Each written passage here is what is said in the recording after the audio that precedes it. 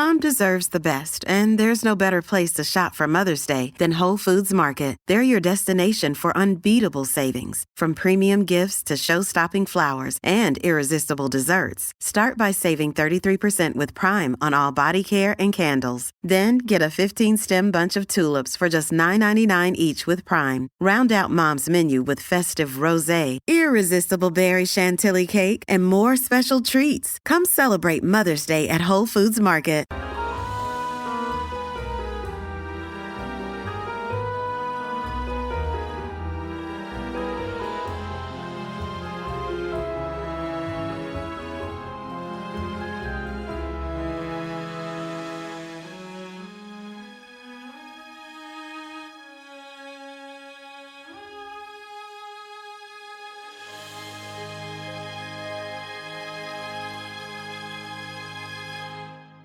Hello everyone, Gabby here. And I'm Stakuyi.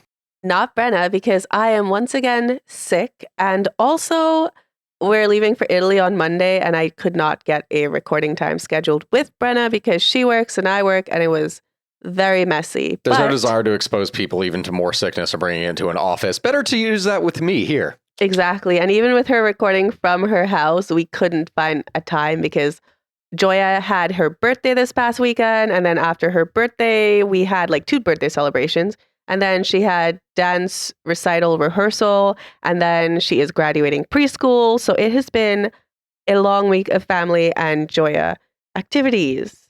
Anyway, It's been a ton of fun. Yeah, it's been great. So Steve's going to be here with me today, and we're going to be talking about Dutch Schultz and his missing treasure, his alleged missing treasure. We haven't been able to prove its existence yet. But hopefully at the end of this episode, we will have kind of an idea of what we think is going on with his gold. So I'm sure most of us have given up on treasure maps and finding hidden treasure as we've grown up. But I'm sure at some point we either played pretend or we read stories about following a treasure map to a buried treasure chest with gold and jewels and everything you could ever imagine in your wildest dreams. At least I definitely did. Gabby, you are literally from the Caribbean. Like, if you wanted to have a point of where pirates possibly could have buried their treasure, that is literally in your backyard. Wasn't Tobago like one of the like a location on there? Like, you had Trinidad and Tobago, and wasn't Tobago a location where pirates are based out of oftentimes? I have no idea. I just know that Tobago. Have you ever read Robinson Crusoe? I'm pretty sure. I'm pretty sure that was the island. You know. Oh my God, I think that you're right. Yeah, because there were 2 islands, and it was either or one of those. But I'm pretty sure it was Tobago. So, Well, anyway, today's story is basically the story of a possible $50 to $150 million treasure that has never been proven to exist or ever found. That's a big range. Well, they aren't sure what's in it. They just know the estimate of what may be in it, what it would potentially be worth, you know? Because if we don't know it exists, we don't know what it is. Are we talking like gold, cash? Like, wait, what time frame are we talking about here? 1930s. Wait, this isn't even pirates. This is like a thing in the hold on, 1930s for treasure. Is this like crime? Is it crime? Yeah, it is crime. Oh. So this is the story of Dutch Schultz missing treasure. So in 1935, a gangster and bootlegger by the name of Arthur Flegenheimer, more commonly known as Dutch Schultz, was gunned down. Honestly, if my last name was Flegenheimer, I too would call myself Dutch Schultz. I know, like the name Arthur, I'm sorry. I cannot picture my like local bootlegger being named Arthur Flegenheimer. That's so embarrassing. Like, I'm sorry. Oh, Arthur's about to pull up. Please. And then you just see the meme of the fists just being around with Arthur. So upon his death, rumors of his left behind wealth started flying around. The stories told of gold coins, $1,000 bills, diamonds, and uncashed World War I bonds, all buried somewhere in upstate New York. So, again, we have no clue what it actually is. We just know what it potentially may be. So, who is this Dutch Schultz? Well, as said before, he was a criminal, but not just any criminal. He was one of the most well-known gangsters of his time. He started off with smaller crimes like simple burglary, but that later turned into more serious crimes such as bootlegging, gambling, and gang-related activities. Gang-related activities, like shooting people. Yeah. And as time went on, he earned the nicknames Beer Baron of the Bronx, in addition to the name that he would be given as a tribute to another thug known as Dutch Schultz or the Dutchman. At the height of his crime ring, he was one of the most powerful and feared figures in the New York City crime scene. Ooh. So he was born Arthur Flegenheimer on August 6th, 1902 in the Bronx, New York City. He was the son of Jewish immigrants who came to the United States from Germany. Once in New York City, he grew up in a less than ideal part of the Bronx, and when he was just 14 years old, his father, who was a saloon keeper, abandoned his family. So that sucked.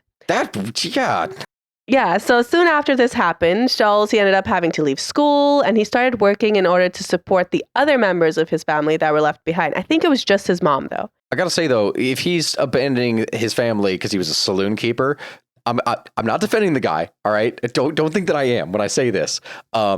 He was going to lose his job anyway, more than likely, as time went on, because once prohibition hits, if his literal job is a saloon keeper. I mean, yeah, but imagine immigrating here from Germany and then you're like, peace out. That's true. Bringing across like your entire family and then just being like, peace out, bitches, I'm gone. That's like an extra special level of shitty. Do you know how many times there were cases of people like from immigration who specifically would abandon and leave their families to just come over here? So one of the books that I didn't buy last time we were at Barnes & Noble's, because I was trying to like not buy too many books, was the story of a lady who came over to the US to meet her husband, and he just never met her. Like they had planned, he sent the money, everything for her to like come over to the US to be with him, and he just left her. Like he abandoned her. She showed up and he just never showed up. Did he die though? No clue. I didn't read the book, but I know she never met him. And she was pregnant. So it was extra shitty. Oh dear Lord. Yeah. Okay. I will read that book. I think I wrote it down. But anyway, Arthur's dad, he up and skedaddles, and now Arthur has to make money.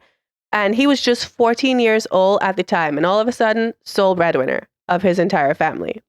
So the thing is, while working odd jobs and all of the legal jobs that he could find around the Bronx, he wasn't able to earn enough at the age of 14 to support both himself and his mother. No. What? A 14-year-old? No. And for anyone in any time period, it's safe to assume that he found out that crime made way more than a 9-to-5. Go figure. So he quickly started pursuing more and more petty crime activities. By the age of 17, Schultz he got arrested for burglary. And as a minor, luckily, he only ended up serving 17 months. Which would surprisingly be the only prison sentence that Schultz would ever serve. Of course, after he was released from prison, he was not a reformed man. No, instead, he immediately returned right back to his life of crime.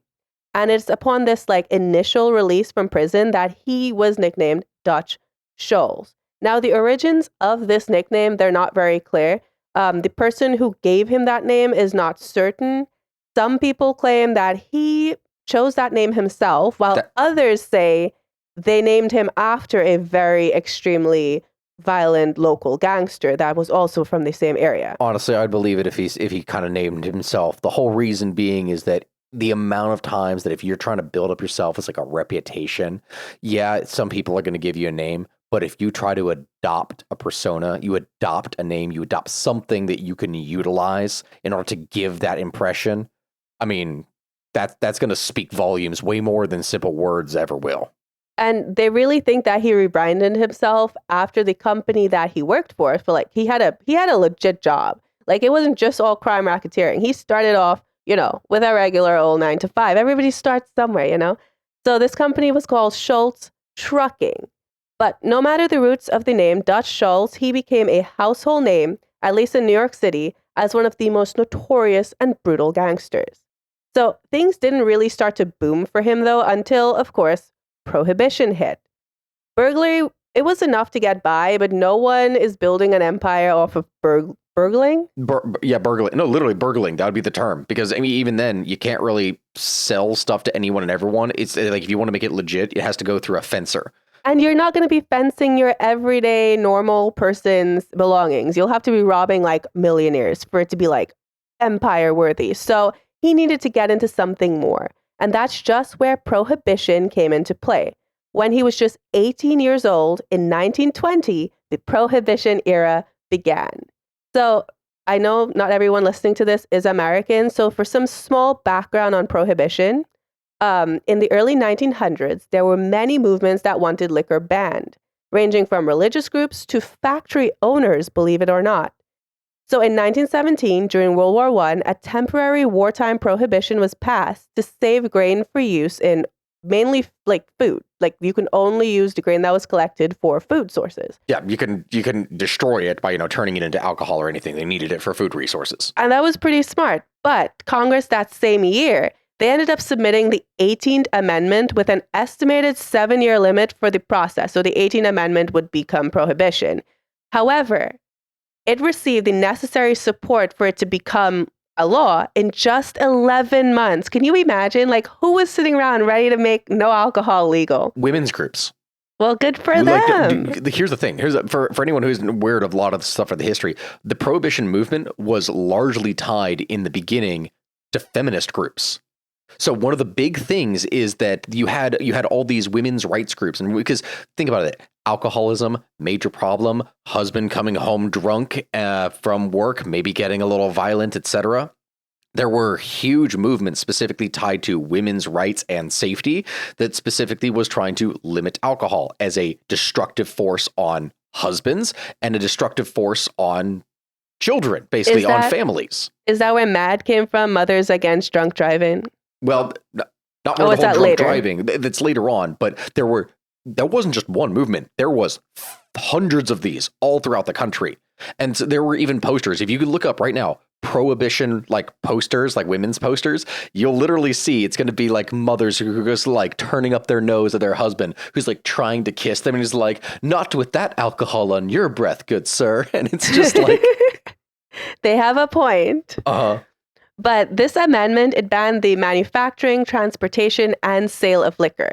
However, even though it was law, prohibition was incredibly difficult to enforce because bootleggers, they smuggled alcohol, and speakeasies, which were basically illegal bars, they sprung up everywhere. I'm Jane Perlez, longtime foreign correspondent and former Beijing bureau chief for the New York Times.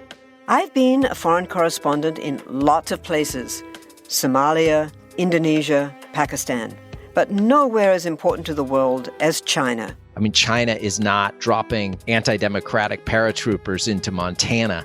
But of course, we did see things like the weather balloon/spy balloon riveting the whole country for a week.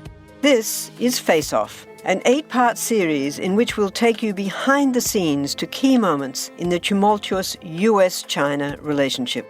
We'll speak with a diplomat, a spy, a tech reporter, a U.S. admiral, even Yo-Yo Ma.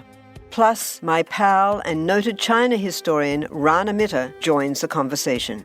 We'll look at what's driving the two nations apart and explore whether anything can help bring them back together. Face Off launches April 9th. Throughout history, royals across the world were notorious for incest. They married their own relatives in order to consolidate power and keep their blood blue. But they were oblivious to the havoc all this inbreeding was having on the health of their offspring. From Egyptian pharaohs marrying their own sisters to the Habsburgs' notoriously oversized lower jaws, I explore the most shocking incestuous relationships and tragically inbred individuals in royal history. And that's just episode 1. On the History Tea Time podcast, I profile remarkable queens and LGBTQ+ royals, explore royal family trees, and delve into women's medical history and other fascinating topics. I'm Lindsay Holiday, and I'm spilling the tea on history. Join me every Tuesday for new episodes of the History Tea Time podcast, wherever fine podcasts are enjoyed. In addition to this, gang violence and organized crime rings that participated in bootlegging, they grew to insane sizes. Like, these bootlegging operations were massive. Because now they had a legit thing that they could actually just sell. And guess what? The best part about all that is, unlike a shirt or some other kind of thing that you'd have to like physically burn or destroy afterwards, alcohol disappears when you drink it. Also, it was super unregulated now because there were no rules to it. It was all illegal. So anything goes, which is kind of like, when drugs and certain things are illegal, there's no regulation at that point. So it's actually more dangerous. But that's a talk for another time. Anyway, if this wasn't enough, prohibition, it wasn't very popular from the start. And so by 1933, Congress adopted a resolution to propose a 21st Amendment that would repeal the 18th Amendment and end prohibition. Because in between all of this, like I skipped over a whole bunch, that I wrote so much more on prohibition, but I couldn't leave it in here because it wasn't that vital to the story. But basically, the people who were in charge of enforcing prohibition, it was like, you'll see it later, is IRS. And it was so corrupt. Oh, horribly corrupt. The people who were supposed to enforce it became really entangled with it, and it spiraled out of control really Not to mention fast. how destructive it was for their own economy for things. Like, remember the whole thing with his dad? His dad abandoned them because he was a saloon keeper. He would have lost his job anyway during Prohibition. And what ended up happening is that the IRS lost hundreds of millions of dollars worth of taxes from these sales, because they didn't happen. So the economy of the U.S., they knocked out an industry essentially that was obviously not one of it wasn't one of the biggest industries in the U.S., but it literally was a massive industry. Millions of jobs were lost as a result of that. That makes a lot of sense as to why the IRS was heading this, the whole prohibition unit was started with we'll get into that a little bit later, but I was really confused. That makes so much more sense. Mm-hmm. But anyway, even with prohibition being repealed, a lot of southern states like Kentucky, they still have a lot of prohibition era laws, which I think is really funny because if you come to Kentucky and you go to your grocery store, you're not just going to be able to buy liquor in your grocery store, like on your normal run, like you could in states like Michigan.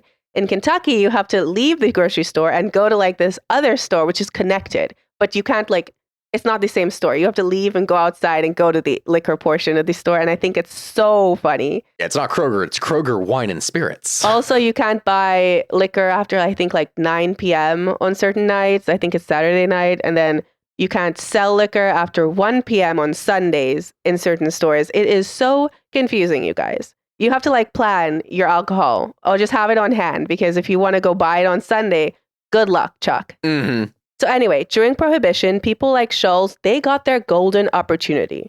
It was difficult to enforce, and interestingly enough, the IRS was originally assigned to handle enforcement, but then it was transferred to the Justice Department and the Bureau of Prohibition. So the IRS's Prohibition Unit, it was staffed by agents that didn't need to take civil service exams. They weren't actual, agents. And so this meant that anyone could be appointed, and members of Congress and the local politicians, they did in fact appoint applicants with questionable backgrounds. So actions like these basically ensured that enforcing prohibition, it would be incredibly tough. In addition, the sheer amount of area that prohibition agents had to cover was vast. Watching the entire coast and every single border into the United States for smugglers and bootleggers was daunting and impossible, and they didn't have the available people to carry that out. Not to mention, it's you think okay, when you think bootlegging, we're talking moonshine, right? So it's like the alcohol that's made illegally. Who's making the moonshine in the United States, Gabby? Who's doing that? Men? Yeah, and where do they live? Do they live in the big cities? No. They live in the country in a huge, vast, spread out area. They could also import, that's the thing with the oceans bordering and also bordering Canada. Oh, yeah. Oh, people were just trucking that shit in here. Are you kidding me? They couldn't watch everything. So when people like Schultz saw the opportunity to make their fortune, there wasn't really a whole lot standing in their way. And boy, Schultz really took that opportunity. So he began bootlegging while he still worked for the Schultz Trucking Company, which makes sense. He would transport liquor and beer from Canada across the border into the US, and eventually he branched out into even making his own beer. He ended up purchasing a share in an illegal saloon or a speakeasy, and the initial owner of this was a man by the name of Joey No. That was the initial owner of that Bronx speakeasy, and it was called the Hub Social Club. And he initially hired Schultz to just work security, but eventually, they became partners. So he and No, they opened up dozens of speakeasies and breweries across the entirety of New York City. And they ended up forming their own gang, to run it. So together, they were so ruthless and terrifying that here's the real catch. They were able to intimidate other rival saloons to purchase their specific beer. I mean, at one point, it was so bad that Schultz, he actually kidnapped and tortured a man that refused to buy their alcohol. Which, I mean, is a genius marketing move, if you think about it. Yeah. You're going to make the most sales if everyone's fucking terrified to not buy from you. So When Budweiser steps in and you announce a little buds that they are going to clip. So they ended up expanding their business from just the Bronx into Manhattan.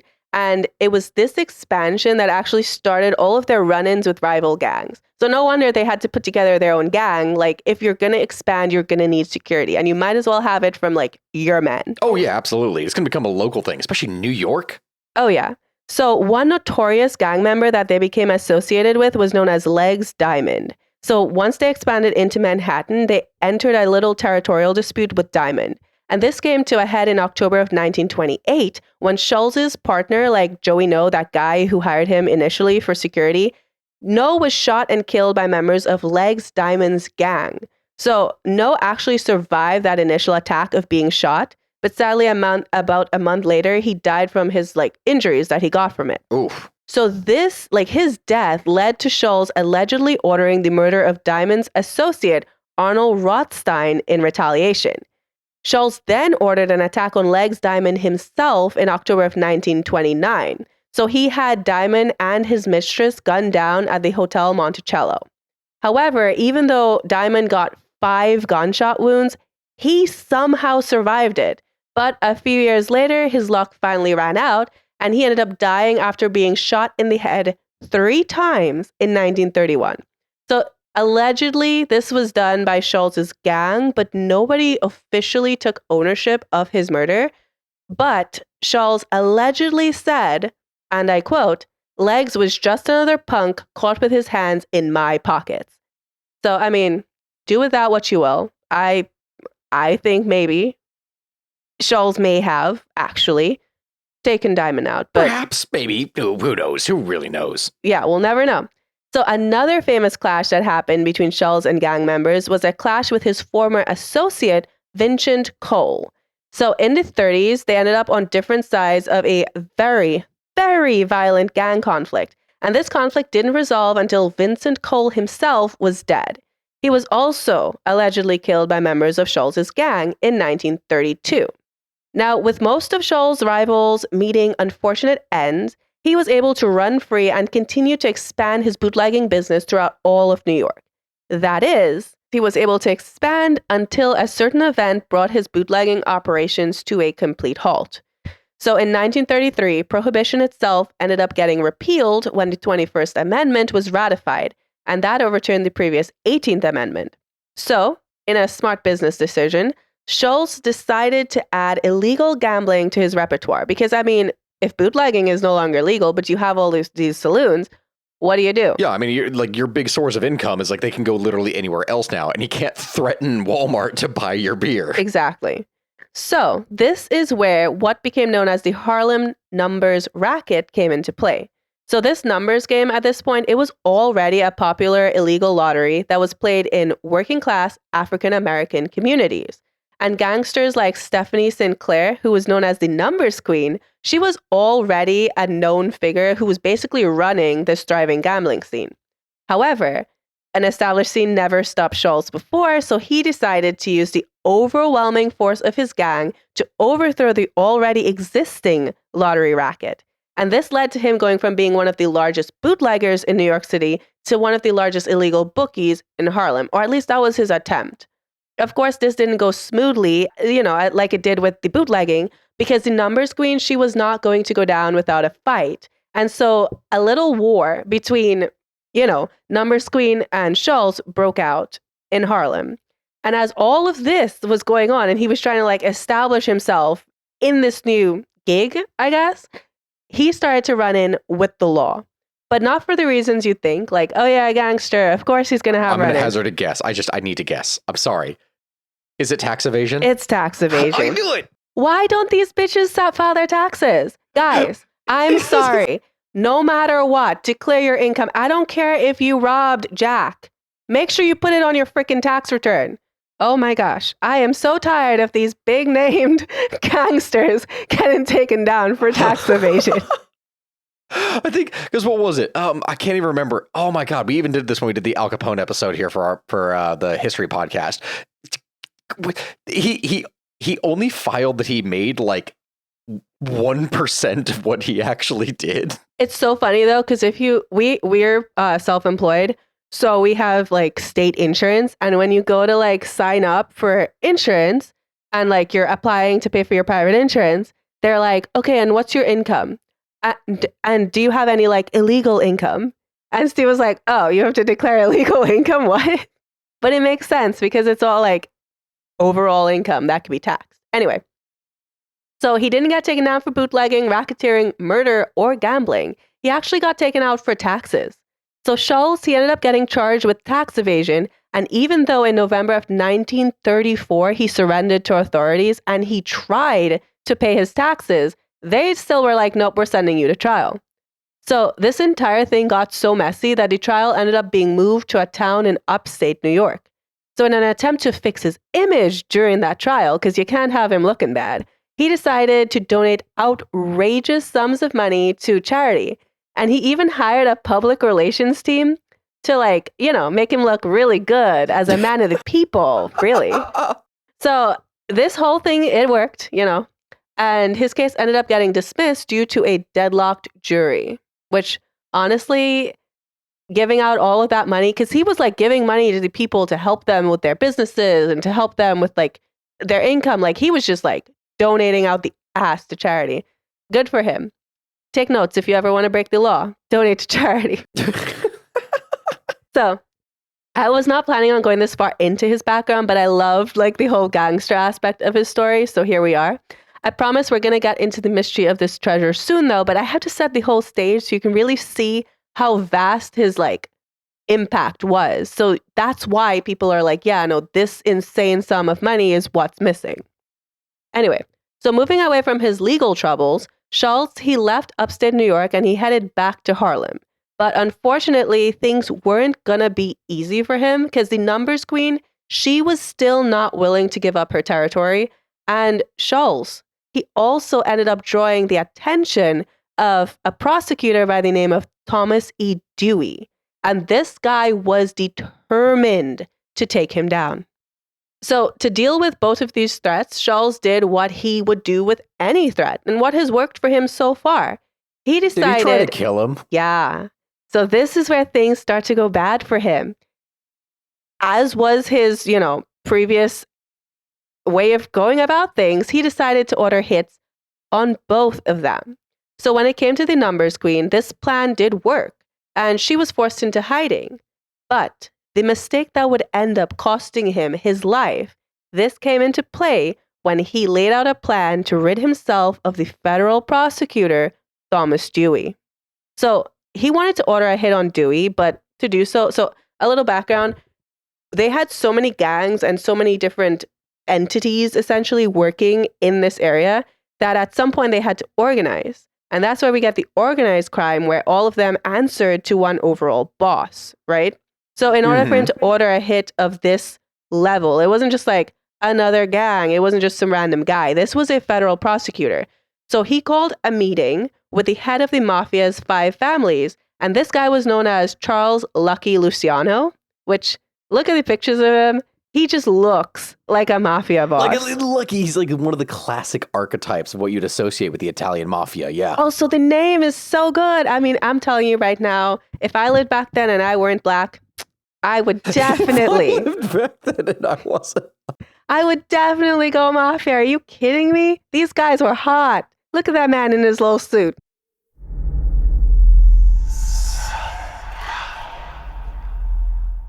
Hey y'all, spooky season is here. And if you're looking for a show to whet your appetite for a little haunted history, then I'd like to invite you to check out Southern Gothic, a chart-topping history podcast that explores some of the most infamous legends, folklore, ghost stories, and hauntings of the American South. We've covered all sorts of stuff from the Bell Witch of Tennessee to the disappearance of the Confederate submarine, the H.L. Hunley. Not to mention our deep dives into the local lore of some of America's oldest and most haunted cities, like New Orleans, Charleston, and St. Augustine. So, if you're ready for a little good old-fashioned Halloween storytelling with a commitment to quality historical research, then be sure to check out Southern Gothic today. It's available now on all your favorite podcast apps. Everybody shush! William Shatner has something to say. Cat and Jethro, box of oddities. What do you do when the woman you love dies? Well, of course you dig her up and you live with her. Aww. The show examines weird things. There are plenty of old photographs from this time period of children out in the streets playing in and among the dead horse carcasses. Oh, I miss those days. Things used to be so much simpler. Cat and Jethro. Then there's the urine wheel, which sounds like a really bad game show. Thing done weird things. Cat and Jethro, box of oddities. That is really mysterious. Join Cat and Jethro Gilligan Toth for the strange, the bizarre, the unexpected, as they lift the lid and cautiously peer inside the Box of Oddities. The Webby Award-winning Box of Oddities podcast from Airwave Media. Anyway, where was I?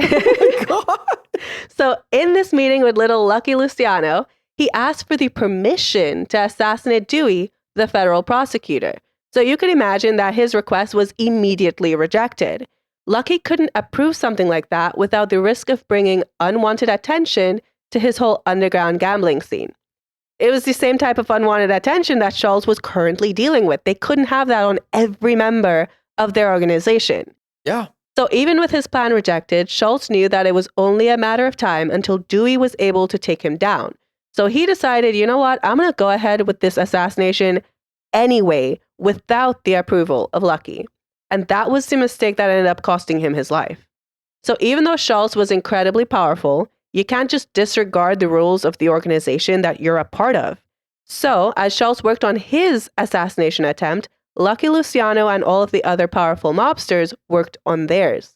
And on October 23rd, 1935, Dutch Schultz was dining at the Palace Chop House in Newark with his associates when two gunmen with the hit squad Murder Inc. I'm not joking, that's what they were called. Murder Inc. Yeah, they slipped past security and they opened fire on Schultz and his companions.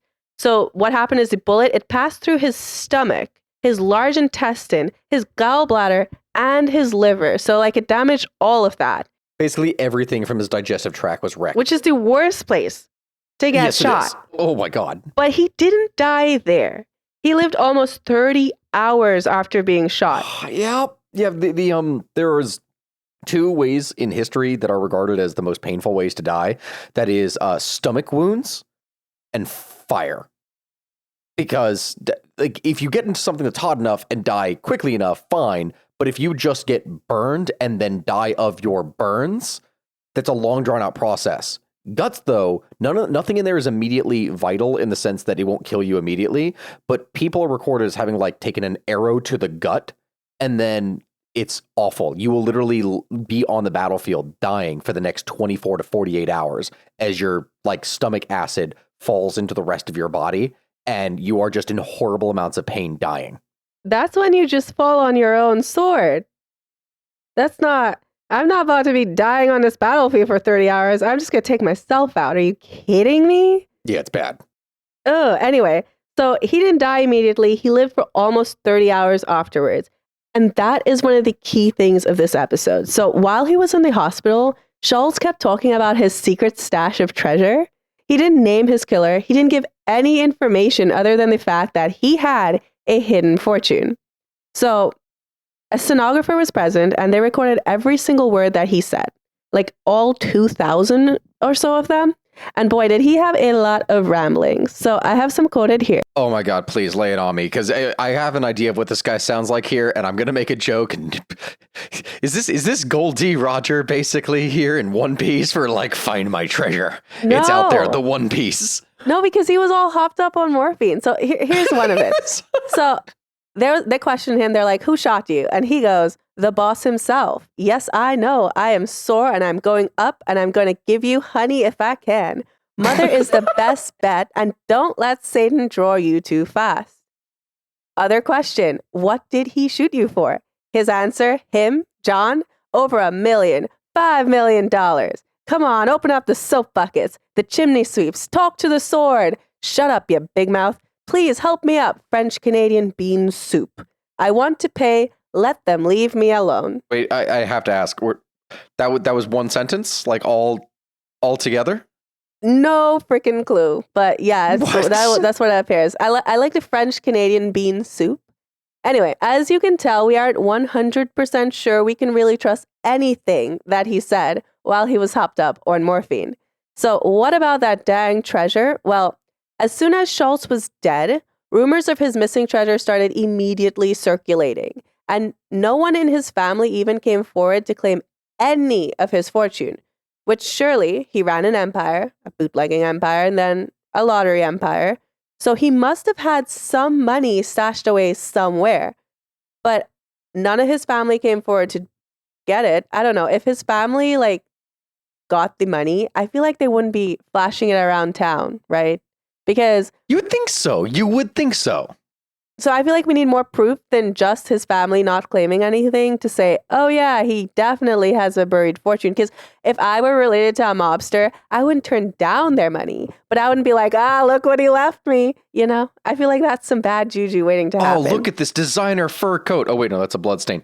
No, I mean, a paint. Like, I'd take that money and you would never know. I mean, there'd be signs like my 85-acre ranch with 16 horses, some cows, some chickens, some sheep, some goats, a tractor or two. Gabby, you just described a farm. Yeah. There's nothing in there that would possibly indicate mobster wealth. Well, that's you what just described. Well, that's what I'm saying. Like, you wouldn't know I got into a lot of money, but there would be signs. That would be the sign. Yeah, it's true. Farms are pretty expensive to get. That's true. So maybe they did that. Maybe they went to upstate, maybe his money is upstate New York. They took it and they got a farm, you know? Yeah. But anyway, a man like Schultz would definitely have had money, and that money was definitely not going to be in banks. He got into trouble 2 times for tax evasion over the course of his life, so he more than likely would have wanted his investments to be untraceable. In addition, rumors were fueled even more when Schultz's own lawyer claimed that he saw, quote, a big lockbox full of money, bonds, and coins. So he also said that Schultz said he buried that box in case he was going to be arrested by Dewey, but all of his claims are completely unverified. So if the contents of the lockbox are accurate, what would it even be worth? So this is where that whole big range comes into play. Many people estimate this treasure to be worth anywhere between $5 million and $9 million in the 30s, which would mean that it's worth between $50 million and $100 million today. So how did the money of one of the most powerful criminals in New York vanish without a trace? And where could it possibly be? So due to Schultz's ramblings on his deathbed, a lot of people came to the conclusion that this money was found and it was hidden in Phoenicia. And this is one of the small towns 60 miles south of Albany, kind of like upstate where he had his trial. Mm-hmm. So they got this conclusion because his deathbed statement, quote, don't let Satan draw you too fast. They believe that this was a code indicating Phoenicia because it has a large boulder called the Devil's Tombstone and also a rock outcropping called the Devil's Face. So, I mean, I could kind of see the connection, but that's a really loose connection. That's a really one. I would have said Phoenicia, ancient Phoenicia, in the case of, the Phoenicians for the Mediterranean peoples. It's oh yeah, in that region, biblical times yeah, but even then that would be a super loose connection. From the 30s, yeah. I don't know, man. So anyway, the only people who are said to have known where this location in Phoenicia is was Schultz and his bodyguard Rosencrantz, who was allegedly also given a treasure map that Schultz made for him, but we aren't completely sure if that map was ever recovered. And there's a third person who may or may not have known, and this was Rosencrantz's friend Marty Krompier, because legend has it that bodyguard had a big mouth.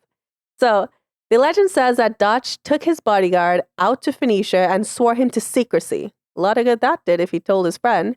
And then he marked the burial site of the lockbox with an X carved into a nearby tree. So all of this was allegedly done right before he turned himself in for tax evasion. And we know that when Schultz and his bodyguard were shot and killed, two of the people who would have 100% known when and if this existed, they died. They were gone. They were wiped. That's it.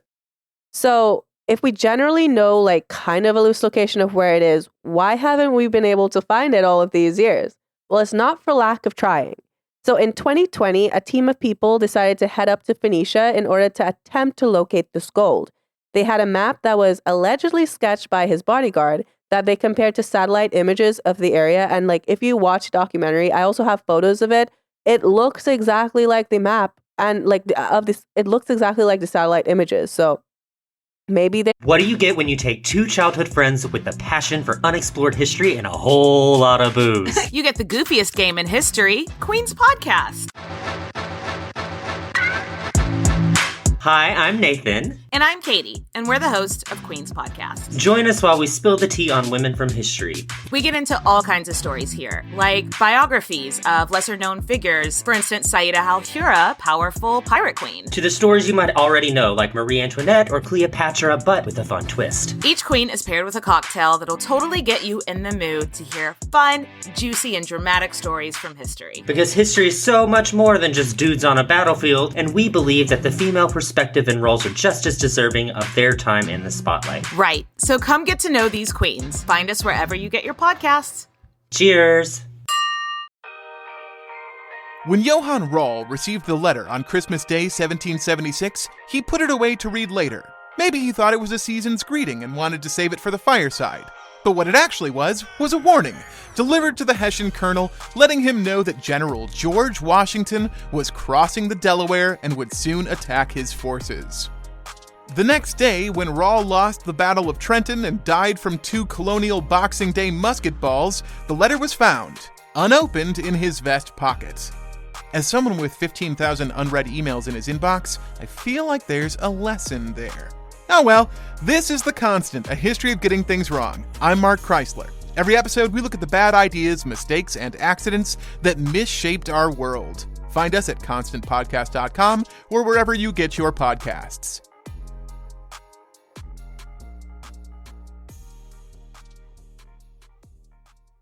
They did find the map. I don't know.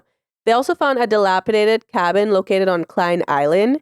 And they believe that this was the spot, like the little hideout where he would take his gang to hide from the cops. And I also have photos of that I will include on Patreon and Instagram if you guys would like to see it. So there's a PBS documentary called Secrets of the Dead Gangster's Gold. And this documentary follows these treasure hunters as they try to find this missing treasure. So back in 2020, this team was actually successful at finding a clue that no one had heard of before.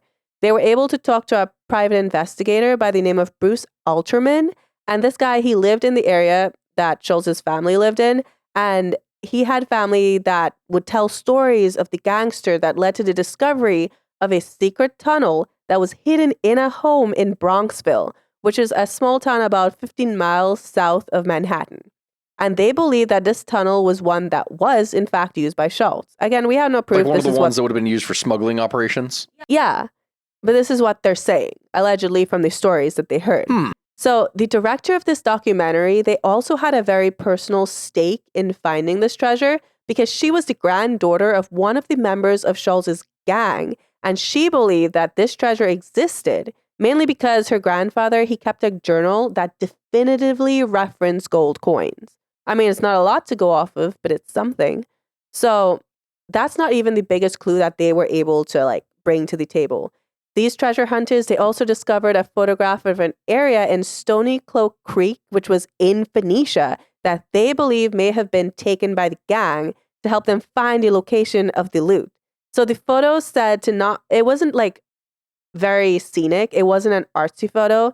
So it would be really weird for criminals of this time to just decide to enter a new hobby of photography and just start taking scenery photos. So it was out of place for the type of photographs you would expect to find from people of this time period.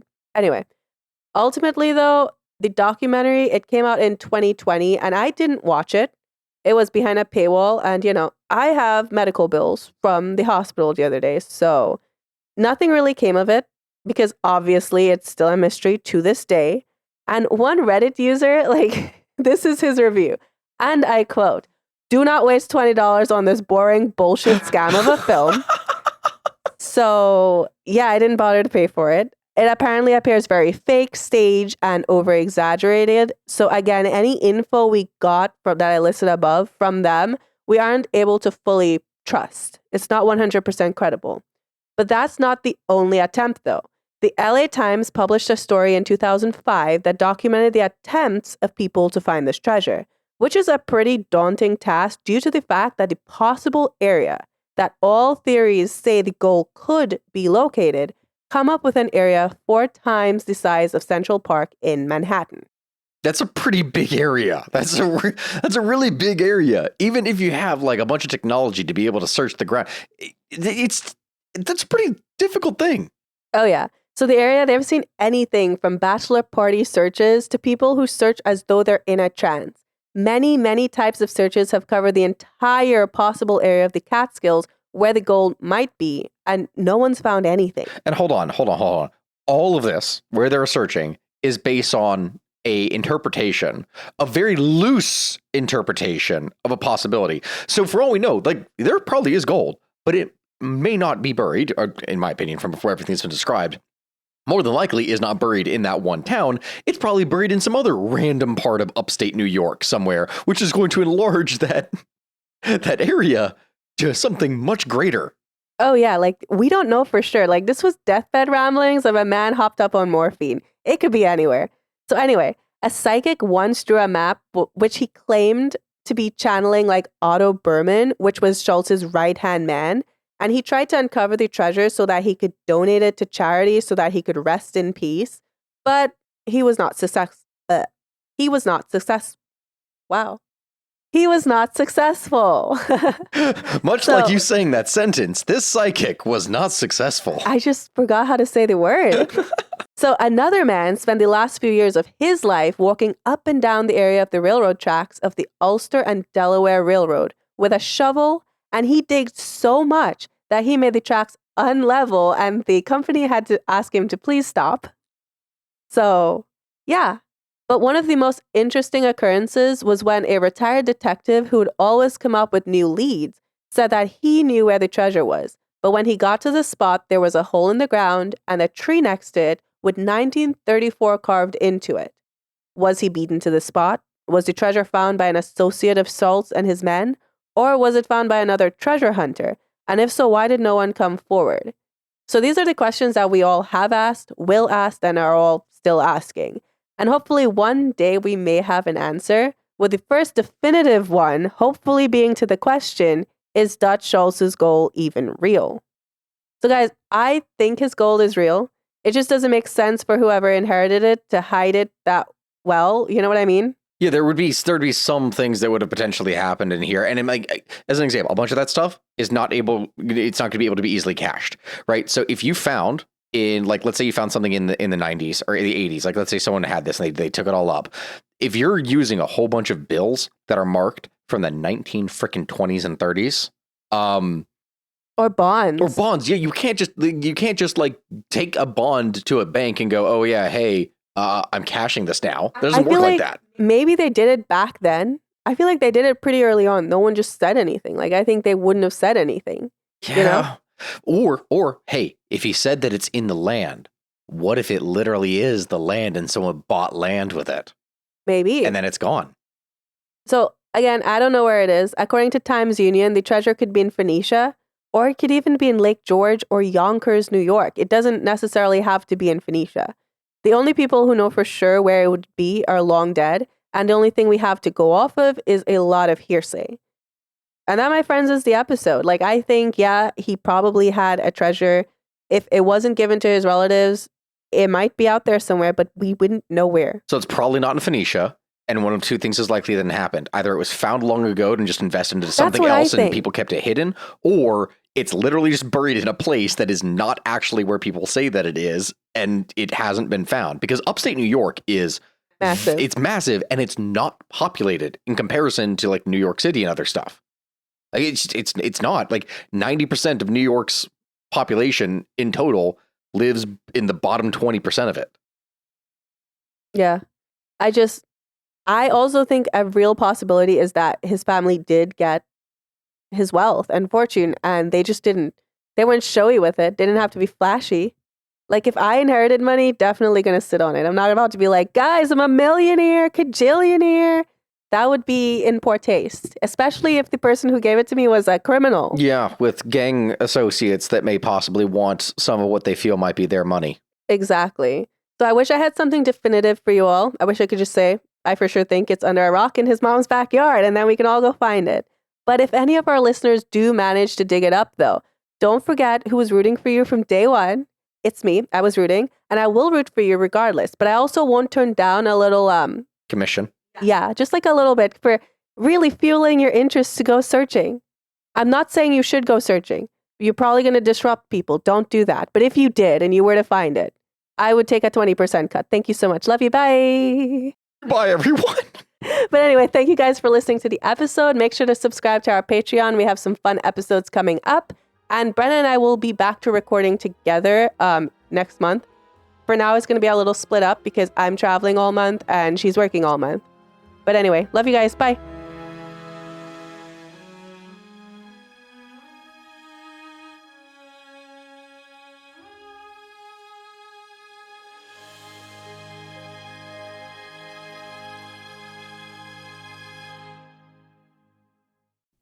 Hello everyone, Stakuyi here. And I'm Gabby. And we are the hosts of History of Everything, a podcast which you can probably guess by the name is, well, I mean, it's about everything. Do you want to know why people thought potatoes were evil and would give you syphilis? Are you curious about all the stories of the terrible and stupid ways that people have kicked the bucket over the years? Do you want to hear tales about all of the different badasses of history and the lives that they had brought to life? Well, if so, then look no further. History of Everything is just the right podcast for you. It's available on Spotify, Pandora, and anywhere else that you get your podcast from. Join us for some fun and just see how weird and wacky history can be.